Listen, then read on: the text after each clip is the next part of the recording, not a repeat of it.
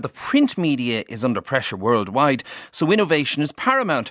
Well, the Farmers' Journal has weathered the changing media landscape well, but it's also thinking outside the box. And earlier this year, it actually leased a farm outside Tullamore.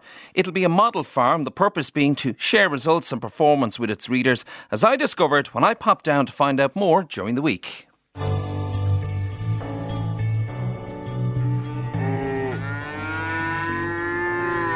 Adam Woods, beef editor with the Irish Farmers' Journal. So Damien, we're here in Tullamore. Tullamore Farm. We've taken out a 15-year lease and we plan to operate a beef and sheep demonstration farm on the farm. 200 acres. It's divided across about 3 blocks.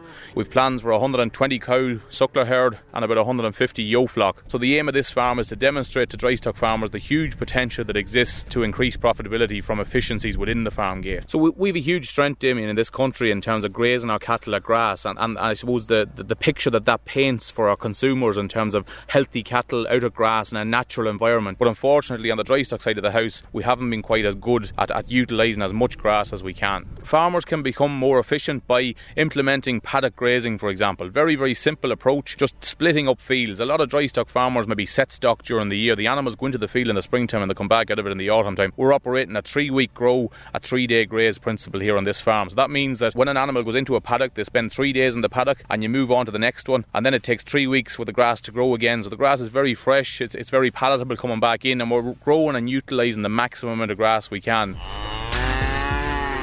We're using easy calving bulls. So on some farms, maybe calving difficulty is a problem and maybe you have high mortality in calves and cows take a long time to go back and calve again. On this farm, we're quite focused on calving difficulty and easy calving. So cows calve themselves. This spring, we had 82 unassisted calvings on the farm, which we're really, really happy with. But we need that because we've one labour unit on the farm. Climate change is a huge challenge, I suppose, to the dry stock sector, but we can, I suppose, turn that around into a positive story by increasing the efficiencies. If we can become efficient and have cows that are really, really efficient, we can negate that, we'll say, carbon challenge that's coming down the road. And we'll say implementing our technologies and being as efficient as we can within the farm, we could be more credible by being as efficient as we can within the farm gate and then demand higher prices outside the farm gate.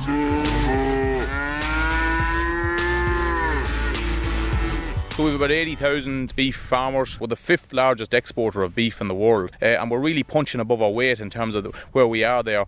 Exports are really, really important and really dependent, we'll say, to the success of beef farming on the island in terms of we export 90% of what we produce, so we only consume 10% of it. Farmers at the moment are getting between €4.05 and €4.15 a kilo, and that's quite positive, but they need to be, we'll say, that our beef price needs to be above €4 a kilo in order to make any money out of beef farming.